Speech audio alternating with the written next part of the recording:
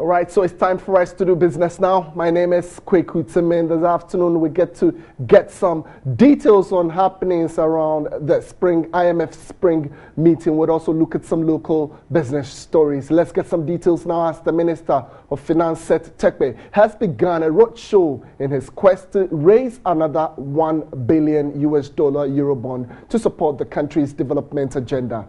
Seth Terkper, who is leading government's delegation to the ongoing IMF World Bank Spring meeting in Washington, made a stopover in London for what he described as a non-deal roadshow to showcase the country's growing economic prospects. The government is rallying investors for a fourth excursion into the international bond markets to raise more funds to support the country's growing infrastructural needs and also repay part of its maturing debts due in 2017. The move by the finance minister comes just after the country has sealed a 3-year program with the IMF under the more than $900 million to be released to bolster renewed credibility in the country's homegrown policies. We would be just trying to get an economist to deliberate with us on exactly really the implications. But even before then, at the spring meeting, the IMF boss, Christine Lagarde, has had to come out to warn sub-Saharan African countries on issuing bonds, telling them to introduce some contingency measures because of exchange volatilities that are expected to come up in the coming years. So it might not indeed be a good idea going or signing on to the Euro bond without knowing exactly what to. So we've had on the line Dr. Osei Esibe, a senior lecturer at the Department of Economics, University of Ghana. Many thanks for joining us, Dr. Esibe. I was just talking about the fact that just within the early hours of the day, probably, we had the IMF boss, Christine Lagarde, warning sub-Saharan African countries of issuing out Eurobonds, saying that because of exchange volatility measures, exchange rate volatility, we should be a little bit cautious. Now, do you think this is the right time for Ghana to be issuing or going out for or scouting out for another $1 billion Eurobond?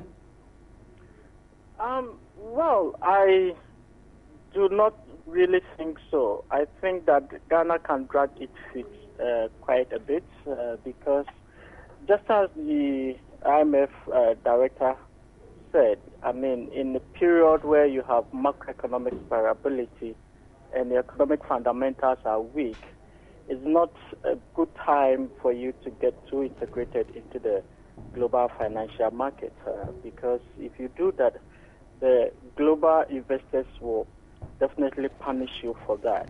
That is requiring that you pay a very high risk premium on the cost of borrowing, and that can be very costly to the nation. Beyond that, when you get too much integrated into the financial market around this time, it means that you become very susceptible or vulnerable to international shocks. And therefore, if there's any shock emanating from international capital market, like from other developed countries, your country will not be able to stand on its feet. For example, if what the U.S. is doing now, the tapering of that the U.S. has actually started, allowing interest rates or embarking on tighter monetary policy, which will lead to interest rates going up. That can lead to what we call sudden reversals. Okay. Some of these monies will then immediately be withdrawn from your economies. When that happens, it means that you have to pay back these monies with hard currency, and that can put enormous pressure on your domestic currency. And looking at the already weakening domestic currency that we have, that can really spell doom for this country. So Dr. Sibe, very well said there. But just one crucial question too that I would want to get details on. I mean, our debt to GDP as of now, somewhere around 60%. There is that great fear that, look, you are heading towards 70% and you're going HIPIC. Could we be nearing danger so long as the HIPIC lines are concerned? Yes, obviously, yes. I mean, once you have your debt stock mounting or increasing, and your debt servicing costs is also increasing, there's call for concern because it will mean that you have to pay so much from your revenue in servicing this debt. I have said that the problem is not so much about the level of debt, but the rate at which it is increasing, and then the costs that you have to pay in servicing this debt is what should be of interest to us. The level as it stands now is not too high, but then the rate at which it's increasing, if that rate should continue, then I will not be surprised that by the end of the year would have hit about 75% of our GDP. And also, we have to look at the cost and then the term structure of these loans. If you are borrowing on short-term basis and the cost is also so high, it always kind of puts so much pressure on you to service this debt and to pay so much out of your income. And therefore, I think that we have to be careful here, particularly around this time where your macroeconomic fundamentals are so weak and the investors will be demanding higher costs for lending to you. You do not have to have that kind of appetite to always going into the international market to raise funds. You have to look at elsewhere. You have to look at more concessionary type of loans so that you do not unnecessarily increase your cost of borrowing. All right, Dr. Sibe, I think you've very well explained there, and we're sincerely grateful. I'm sure as and when other issues come up, we would be joining you. Let's quickly dash to the labor front, where organized labor is asking government to increase efforts at restoring Ghana's energy capacity.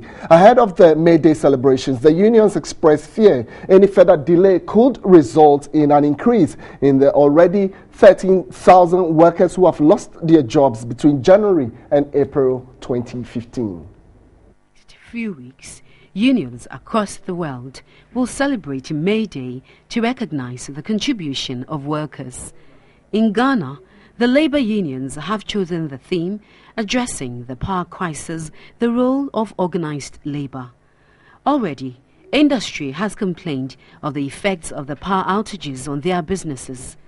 Latest figures from the Ghana Employers Association indicate between January and April, 13,000 workers have lost their jobs. Ahead of the May Day celebrations, organized labor is asking government to intensify efforts at improving energy supply. I believe the TUC, which is part of me, had ever informed the government that the high time they come out with establishing or purchasing plans, very big plans, to address the interim energy crisis has come. Now it is an issue that many experts are hammering home, that it is important if government want to address the energy crisis. That is one of it. The unions argue. All right, that's all we have for you in business.